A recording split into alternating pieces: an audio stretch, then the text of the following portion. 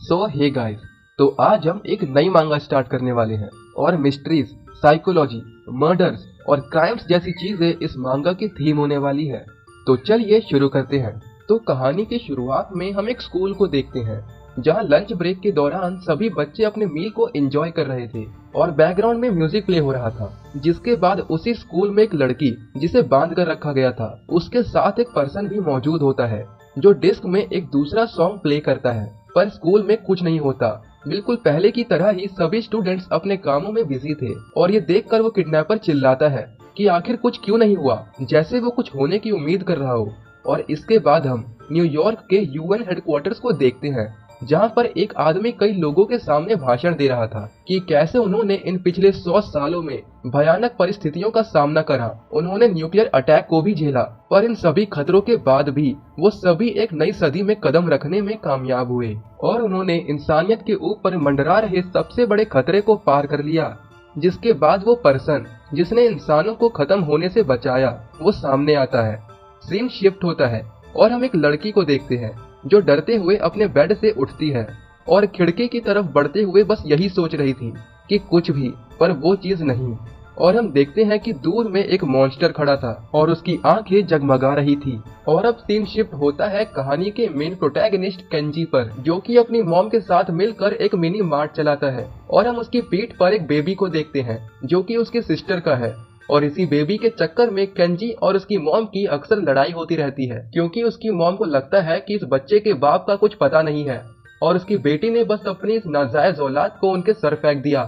पर केंजी का ये मानना नहीं था।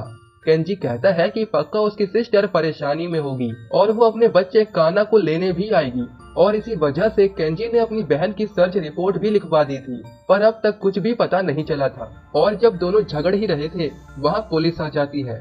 पुलिस केंजी से उसके स्टोर के बारे में कई सवाल पूछती है और उनके पूछने पर कि क्या वो लोग अभी भी डिलीवरीज करते हैं, केंजी कहता है सिर्फ ओल्ड कस्टमर्स को। जिसके बाद पुलिस केंजी से शिकीशिमा के बारे में पूछती है। केंजी को याद आता है प्रोफेसर शिकीशिमा, जिनका घर काफी अजीब है और हर जगह ब्लूप्रिंट्स और अजीब से गैजेट्स पड़े रहते हैं। केंजी बताता है कि उसने उनको 2 हफ्ते पहले डिलीवरी करी थी। पर फिर केंजी के पूछने पर कि आखिर उन्हें क्या हुआ, पुलिस बताती है कि शिकीशिमा गायब है, वो और उनकी पूरी फैमिली मिसिंग है।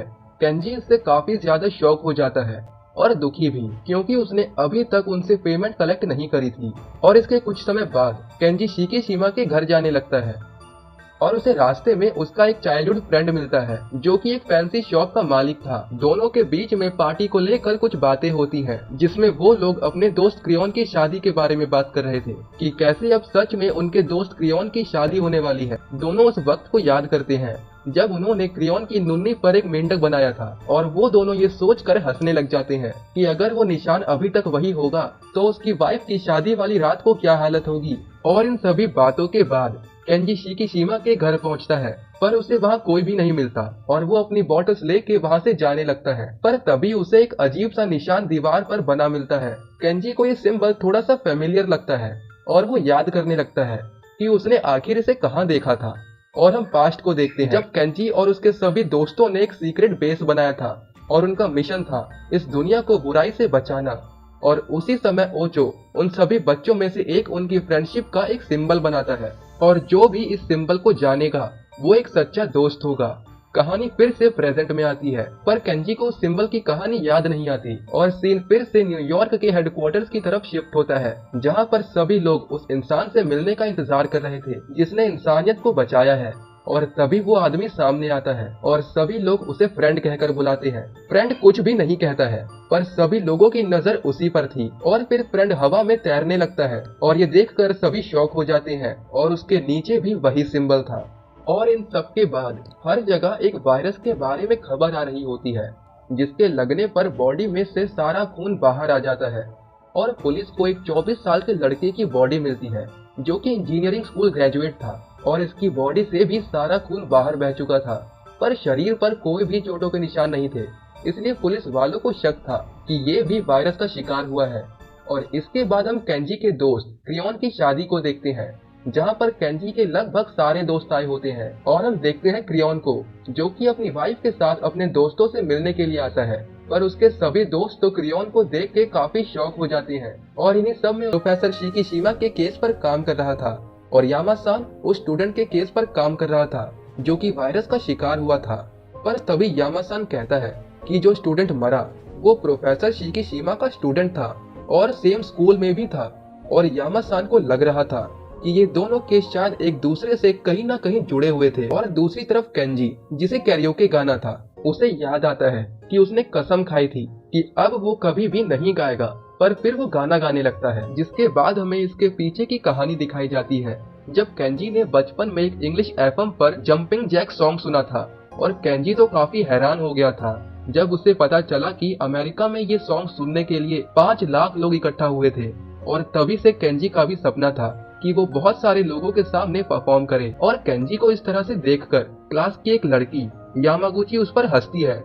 और फिर केंजी अपनी मॉम से गिटार मांगता है पर उसकी मॉम मना कर देती है। जिसके बाद केंजी कई महीने तक पैसे जमा करके एक 4000 येन का गिटार खरीदता है और उसकी मुलाकात फिर से यामागुची से हो जाती है। और केंजी स्टार्टिंग में तो यामागुची के सामने काफी ज्यादा शो ऑफ करता है, पर जब यामागुची उसे रोलिंग स्टोन सॉन्ग प्ले करने कहती है जो कि काफी बेसिक सॉन्ग है, केंजी काफी परेशान हो जाता है क्योंकि उसे तो लग रहा था कि यामागुची को गिटार और सॉन्ग्स के बारे में कुछ भी नॉलेज नहीं होगी। पर जब बाद में यामागुची बताती है कि जंपिंग जैक सॉन्ग को बजाने के लिए उसे एक फोक गिटार की जरूरत है क्योंकि उसके हाथ में जो गिटार था वो एक क्लासिक गिटार था। और केंजी ये सब सुनकर काफी डिप्रेस हो जाता है क्योंकि उसे तो कोई आइडिया ही नहीं था कि इतने सारे टाइप्स के भी गिटार होते हैं। और समय बीतने के बाद अब केंजी हाई स्कूल में था, उसने एक बैंड ज्वाइन कर दिया था और उसके हाथ में एक इलेक्ट्रिक गिटार भी आ चुका था। केंजी एक बंदे के साथ जिसका नाम स्पाइडर है उसके साथ बैठकर उसके न्यू सॉन्ग के बारे में बात कर रहे थे, जिसमें स्पाइडर बोलता है कि उसके पास कोई भी अच्छा गिटारिस्ट नहीं है। जिस पर केंजी अपने आप पर इशारा करने लगता है कि वो एक अच्छा गिटारिस्ट है। पर स्पाइडर केंजी को इग्नोर मारते हुए उससे बैंड में रहने का मकसद पूछता है, जिस पर केंजी कहता है कि वो जापान के सबसे बड़े स्टेज पे परफॉर्म करना चाहता है। पर स्पाइडर के पूछने पर कि क्या वो सच में सीरियस है, केंजी हंसते हुए कहता है बिल्कुल भी नहीं। पर स्पाइडर बोलता है कि वो वहां जाने की कोशिश करेगा और सच में 3 साल बाद अगर उसे सुसाइड करना होता तो वो कब का सुसाइड कर सकता था। किसी को भी डोंकी के सुसाइड के पीछे का रीजन समझ नहीं आ रहा था। और तभी केंजी अपनी जेब से डोंकी का भेजा लेटर निकालने लगता है। पर केंजी का फ्रेंड मोनचान सभी को डोंकी की याद में चीयर्स करने कहता है। सभी लोग ड्रिंक पीते हैं और क्रियोन को याद आता है कि पहले भी डोंकी ने 5th ग्रेड में सेकंड स्टोरी से छलांग लगा दी थी, पर उस समय केंजी वहाँ नहीं था। और मोनचान पूरा किस्सा बताना शुरू करता है। यह 5th ग्रेड की बात है। उस समय कात्सुमाता नाम का एक बच्चा जिसे साइंस एक्सपेरिमेंट करना काफी पसंद था, उसकी मौत हमारे डिसेक्शन के एक्सपेरिमेंट से पहले हो जाती है। और ये बात फैल जाती है कि कात्सुमाता कुल हर रात साइंस लैब में डिसेक्शन करता है। और इसी तरह एक दिन जब मोनचान की फिश टैंक साफ करने की ड्यूटी थी, वो ऑक्सीजन स्विच ऑन करना भूल जाता है। पर अब आधी रात हो चुकी थी और उसके अंदर इतनी हिम्मत नहीं थी कि वो साइंस लैब में जाकर स्विच ऑन कर सके। पर अगर वो ऐसा नहीं करता तो सारी मछलियां मर जाती और फिर उसे टीचर से डांट पड़ती। इसलिए वो अपने साथ डोंकी को ले जाता है। डोंकी को भूतों में बिल्कुल भी यकीन नहीं था। वो स्कूल के अंदर साइंस लैब में अकेले जाता है। बाकी सभी खिड़की से डोंकी को बाहर से ही देख रहे होते हैं। साइंस लैब में डोंकी स्विच ऑन कर देता है, पर तभी वो पीछे घूमता है और कुछ ऐसा देखता है जिससे उसकी रूह कांप जाती है। डोंकी सीधा दूसरी मंजिल से ही छलांग लगा देता है और बिना किसी को कुछ कहे वहाँ से भाग जाता है। बाकी सभी भी डर के मारे वहाँ से चले जाते हैं। जिसके बाद जब केंजी पूछता है कि आखिर डोंकी ने वहाँ क्या देखा, तो सभी कहते हैं कि उसने उन्हें कभी भी ये बात नहीं बताई। और क्रियोन कहता है कि शायद डोंकी छत से ये सोचकर कूद गया कि पहले की तरह कुछ नहीं होगा। और सभी हंसने लगते हैं। इन सभी के बाद हमें एक लड़के को दिखाया जाता है जिसका नाम है तामुरा मसाओ। मसाओ एक सीडी निकालता है और उसे सुनने लगता है, जिसे वो हीलिंग म्यूजिक कहता है। पर हम देखते हैं कि उस सीडी के कवर पर वही सेम सिंबल बना था, बल्कि उसके पूरे कमरे में हर जगह फ्रेंड का सिंबल दिखाई देता है। लेटर ऑन हमें पता चलता है कि मसाओ फ्रेंड के ही समूह का हिस्सा है और उसने फ्रेंड से पूछा था कि आखिर हीलिंग, दर्द से राहत मिलने का क्या मतलब है। फ्रेंड कहता है उसके साथ रहना ही हीलिंग है। फिर दूसरा आदमी पूछता है कि वो लोग कहाँ से आए हैं। फ्रेंड कहता है एक बड़े मैदान में हमारा एक किला है, वो हमारा सीक्रेट बेस है। और यहीं पर हमने दुनिया को बचाने का डिसीजन लिया था। और फ्रेंड उसी जगह के बारे में बोल रहा था जहाँ पर केंजी और उसके दोस्तों ने दुनिया को प्रोटेक्ट करने के लिए घास के मैदान में अपना सीक्रेट बेस बनाया था। और इसके बाद फ्रेंड कहने लगता है कि वो कॉलिंस है। उसने आर्मस्ट्रॉन्ग और एल्ड्रिन को सरफेस पर चलते हुए देखा, पर सिर्फ वही था जो चांद पर पहुंचकर भी बिना कदम रखे वापस लौट आया। और सभी लोग हैरान रह जाते हैं क्योंकि फ्रेंड रो रहा था। जिसके बाद हमें इसके पीछे की कहानी दिखाई जाती है, जब एक रात डोंकी केंजी के घर पर टीवी देखने आया था क्योंकि उसके घर में कोई टीवी नहीं था। वो दोनों टीवी में कैनेडी स्पेस सेंटर से चलाया हुआ ट्रांसमिशन देख रहे थे, जहां पर 3 एस्ट्रोनॉट्स आर्मस्ट्रॉन्ग, मेजर एल्ड्रिन और लेफ्टिनेंट कॉलिंस ह्यूमैनिटी में पहली बार कदम रखने जा रहे थे। दोनों बस यही देखने के लिए कि वो सक्सीड होंगे या नहीं पूरी रात जगे रहते हैं। पर सब कुछ धुंधला दिख रहा था, आवाज भी कट कट के आ रही थी। केंजी के अंदर इतनी हिम्मत नहीं थी कि अब वो और जग सके और वो वही कारपेट पर सो जाता है। अगले दिन केंजी अपने सभी दोस्तों से मिलता है, जहां पर वो दोनों भी सुबह के 5 बजे तक जगे रहे, पर लास्ट में क्या हुआ नहीं देख पाए। जिसके बाद केंजी बताता है कि डोंकी पूरी रात टीवी देखता रहा, सिर्फ उसके बारे में पूछता है। और क्योंकि उसे अभी तक मसाओ का एड्रेस नहीं मिला था, वो मसाओ के दोस्तों से फील्ड में बात करने जाता है। मसाओ के सभी दोस्त बेसबॉल खेलने में बिजी थे, इसलिए वो केंजी को इग्नोर करे जा रहे थे। पर तभी केंजी की नजर उन सभी की टी शर्ट पर जाती है। सभी की टी शर्ट पर वही सेम सिंबल था। केंजी ये देखकर काफी कंफ्यूज हो जाता है। वो उन सभी से उनके शर्ट पर बने सिंबल के बारे में पूछता है। वो सब बताते हैं कि ये टी शर्ट उन्हें मसाओ ने 980 येन में बेची है और सिंबल शायद उसके समूह का निशान है, जिसके बारे में वो हमेशा बात करता रहता है, कुछ फ्रेंड के बारे में। जिसके बाद सीन फ्रेंड की तरफ जाता है।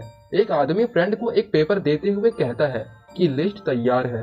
फ्रेंड लिस्ट में लिखे कुछ नामों पर इशारा करते हुए कहता है इन दोनों को प्योरीफाई करने की जरूरत है। जिसके बाद सीन मसाओ की तरफ जाता है, जो कि अपना हीलिंग सॉन्ग सुनते हुए अपने बैग में कुछ सामान पैक कर रहा होता है, जहां पर आखिर में वो एक चाकू बैग में डालकर घर से निकल जाता है। पर सामने केंजी खड़ा था। मसाओ केंजी को देखकर भी अनदेखा कर देता है, जिस पर केंजी मसाओ को रोकते हुए उससे कई सवाल पूछने लगता है।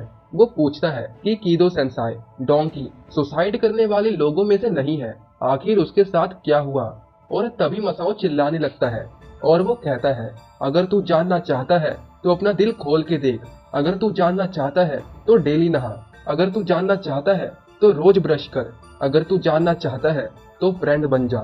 और ये सब कहकर मसाओ वहाँ से जाने लगता है। केंजी को मसाओ की कोई भी बात समझ नहीं आती, पर फिर वो उससे उस फ्रेंड के सिंबल के बारे में पूछता है, जिसको देखकर मसाओ कहता है अगर तू यहाँ तक पहुँच गया है तो तू सिर्फ एक कदम ही फ्रेंड से दूर है। और मसाओ आर्मस्ट्रॉन्ग के सेंटेंस रिपीट करता है, इंसान के लिए एक छोटा कदम पर इंसानियत के लिए एक बड़ी छलांग। और केंजी फिर से क्लूलेस रह जाता है। जिसके बाद हम केंजी को उसके सभी दोस्तों के साथ देखते हैं। और क्योंकि मोन चान सिर्फ कुछ समय के लिए ही जापान आया था, अब उसके वापस जाने का समय आ चुका था। और फिर केंजी अपने सभी दोस्तों को वही सिंबल दिखाता है और बताता है कि उसे ये लेटर डोंकी ने भेजा था और ये किसी सीक्रेट ऑर्गेनाइजेशन का सिंबल है। किसी को कुछ याद नहीं आता और वो लोग केंजी को भी सब कुछ भूलकर पार्टी करने कह रहे होते हैं। पर तभी उन्हें सीक्रेट हाइडआउट वर्ल्ड से उनके बचपन की याद आ जाती है, जहाँ पर मैदान में उन्होंने एक सीक्रेट बेस बनाया था। वो उनका किला था जहाँ पर वो रेडियो और मांगा से एंजॉय किया करते थे। और इन सब को याद करते करते मोनचान को कुछ याद आता है और वो कहता है कि उन्होंने उस बेस में कुछ गाड़ा था। सभी कहने लगते हैं पर उन्हें तो ऐसा कुछ भी याद नहीं आ रहा है। पर मोनचान कहता है उसे पूरा यकीन है कि उन्होंने वहाँ कुछ छिपाया था और अगर उन्हें भरोसा ना हो तो वो सब अभी उसके साथ चले। जिसके बाद वो सभी अपनी उसी पुरानी जगह पर जाते हैं जहाँ बड़ी बड़ी बिल्डिंग्स बन चुकी थी। सारी जगह इतनी बदल चुकी थी कि उन्हें अपनी आंखों पर यकीन नहीं हो पा रहा था। जिसके बाद फाइनली वो उस जगह पर पहुंच जाते हैं जहां उनका सीक्रेट बेस हुआ करता था। पर किस्मत से जिस पेड़ के नीचे उन्होंने वो चीज गाड़ी थी वो अभी भी वही था। सभी दोस्त पेड़ की हर तरफ खुदाई करने लगते हैं।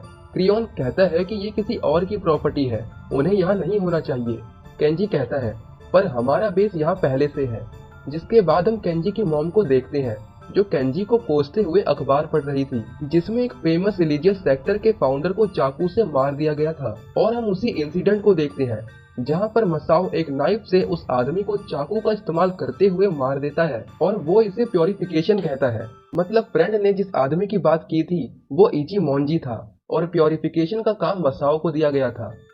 सीन फिर से केंजी और उसके दोस्तों की तरफ जाता है, जहाँ पर उन्हें उनका बरसों पहले गाड़ा गया सामान मिल चुका था और उस बॉक्स के ऊपर वही सेम फ्रेंड सिंबल था। और हम पास्ट में देखते हैं, जहाँ पर केंजी और उसके सभी दोस्तों को उनके सीक्रेट बेस से बाहर भगा दिया गया था, क्योंकि उस लैंड पर एक बॉलिंग एले बनने वाली थी। केंजी एक बॉक्स में सबको अपना अपना सामान रखने कहता है, ताकि जब वो लोग बड़े हो तो सभी अपने फ्यूचर सेल्फ्स को एक मैसेज दे सके। मोनचान उस बॉक्स को खोलता है और वो जैसे ही अपना हाथ उस बॉक्स में डालता है, वो चीखते हुए पीछे कूद जाता है और हम देखते हैं कि उसमें से प्लास्टिक स्नेक और फ्रॉग बाहर निकलते हैं, जो कि क्रियोन ने बचपन में डाला था। मोनचान क्रियोन की इस हरकत पर उसे डांटता है और उसके बाद वो दूसरी चीजें उस बॉक्स से बाहर निकालते हैं, जिसमें एडल्ट मैगजीन और एक अश्लील पोस्टर था।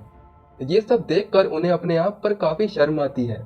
केंजी को भी अपनी लेजर गन और लेजर रोबोट की ड्राइंग उस बॉक्स में से मिलती है, पर इन सब के बाद वो उसमें से एक कपड़ा बाहर निकालते हैं, जिसमें फ्रेंड सिंबल बना हुआ था। और ये फ्लैग डोंकी ने बचपन में चांद पर अपने बेस के आगे लगाने के लिए बनाया था। सीन फ्रेंड की तरफ जाता है, जहां वो सभी को उनकी प्योरिफिकेशन इचिमोंजी की डेथ के बारे में बताता है, ये कहते हुए कि जो कोई भी गलत ज्ञान और बातों का प्रचार करेगा उसे इसी तरह से प्योरीफाई किया जाएगा। और यूनिवर्स अपने ट्रू फ्रेंड्स चूज करना शुरू कर चुका है।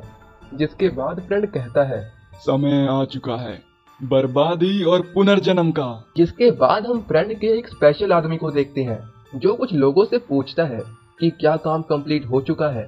वर्कर्स बताते हैं कि उन्हें बेहद खेद है देरी के लिए, जिस पर मानजो में कहता है बस फ्रेंड खुश होना चाहिए। और जब मानजो में फ्रेंड शिप देखता है तो उसे यकीन था कि फ्रेंड इससे पक्का खुश हो जाएगा। सीन अब केंजी और उसके दोस्तों की तरफ जाता है, जहाँ पर केंजी कहता है कि आखिर वो वहाँ क्या करेगा। युकीजी केंजी को बोलती है कि उसे जो कुछ है वो ये नहीं बता सकता कि फ्रेंड एक रिलीजियस ग्रुप है या नहीं, पर उसने एक बात सुनी थी, एक अफवाह, जहाँ फ्रेंड का ग्रुप और पियर्स हार्ट के लोगों में झगड़ा था। और हम उसी आदमी को देखते हैं, जिस पर यमा कहता है, तो ये गिफ्ट तुम अपने नाती के लिए खरीद कर लाए हो। पर तभी चोसान कहते हैं कि शायद वो पार्टी में ना जाए, जिस पर जब यमा कारण पूछता है तो चोसान बताते हैं कि उसका उसकी बेटी के साथ रिश्ता अच्छा नहीं है। जिसके बाद चोसान बताते हैं कि स्पोर्ट्स डे के दौरान मैंने अपनी बेटी से प्रॉमिस किया था कि मैं उसे वहां देखने आऊंगा, पर मैं 2 घंटे लेट हो गया। और उसकी शादी के वक्त जब मुझे उसके साथ होना चाहिए था, मैं 3 घंटे लेट पहुंचा और सारी रस्म किसी और रिलेटिव को करनी पड़ी। और इतना ही नहीं, जब मेरी वाइफ अपनी आखिरी सांसें गिन रही थी, मैं 4 घंटे लेट पहुंचा। और उस दिन के बाद से युमिको ने मुझसे दोबारा कभी भी बात नहीं करी। और फिर कुछ देर की खामोशी के बाद चोसान अपने आप को वर्थलेस और बेवकूफ कहते हैं। जिसके बाद चोसान यामा को ये केस संभालने कहते हैं, क्योंकि शायद ये केस काफी बदतर मोड़ ले सकता है, या फिर शायद ये मामला बदतर हो चुका है। जिसके बाद चोसान यामा को बताते हैं कि जब मैंने केंजी और फ्रेंड को पढ़ाने वाले टीचर से बात करी तो उन्होंने मुझे बताया कि उस समय क्लास 7 का उन्हें सिर्फ एक ही इंसिडेंट याद है, स्पून बेंडिंग इंसिडेंट, जहां लंच टाइम के दौरान सारे चम्मच मरोड़ दिए गए थे। जिस पर चोसान के पूछने पर कि आखिर वो सब किसने किया, तभी फोन की रिंग बजती है और फोन पर युमिको थी। युमिको अपने फादर को पार्टी में आने के लिए कहती है। जिस पर जब चोसान पूछते हैं कि क्या वो श्योर है, युमिको कहती है कि अगर आप सिर्फ 1 घंटा ही लेट होते हो तो मैं आपको माफ कर दूंगी, जल्दी आना। और चोसान रोते हुए कहता है कि वो जरूर आएगा। और फोन कट होते ही यामा केस की बुक बंद करते हुए जल्दी से चोसान को पार्टी में जाने कहता है। वो कहता है कि आखिर वो किस चीज का वेट कर रहा है, उसे जल्दी से अपने नाती को देखने जाना चाहिए और अब से केस की जिम्मेदारी उसकी है। और चोसान यामा को थैंक्स बोलते हुए वहां से जाने लगते हैं, पर उसे अभी भी केस की चिंता थी। तो यामा चोसान के पीछे हाथ मारते हुए उसे टेंशन फ्री होने कहता है।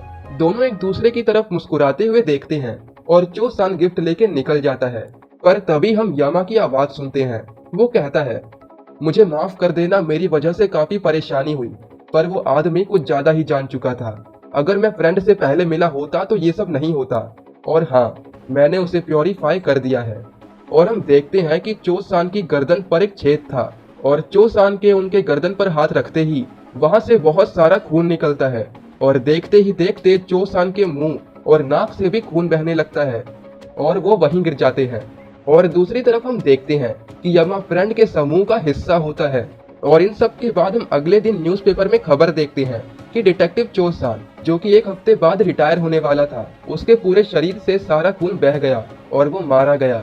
और गाइस यामा-सान ने चो-सान के पीछे जब हाथ मारा था उसने तभी ये वायरस चो-सान के अंदर इंजेक्ट कर दिया था। जिसके बाद हम आखिर में केंजी को देखते हैं जिसकी दुकान पर कोई कस्टमर आता है। और गाइस इस कहानी का पार्ट 1 यहीं पर खत्म होता है और इस पार्ट में हमने इस कहानी के लगभग 5 से 6 एपिसोड्स कवर कर दिए हैं और अब यहाँ से कहानी बहुत ही दिलचस्प होने वाली है। तो इसके आगे के पार्ट्स देखने के लिए वीडियो को लाइक कर देना, चैनल को सब्सक्राइब कर देना और कमेंट्स में जरूर बताना कि आपको ये वीडियो कैसी लगी।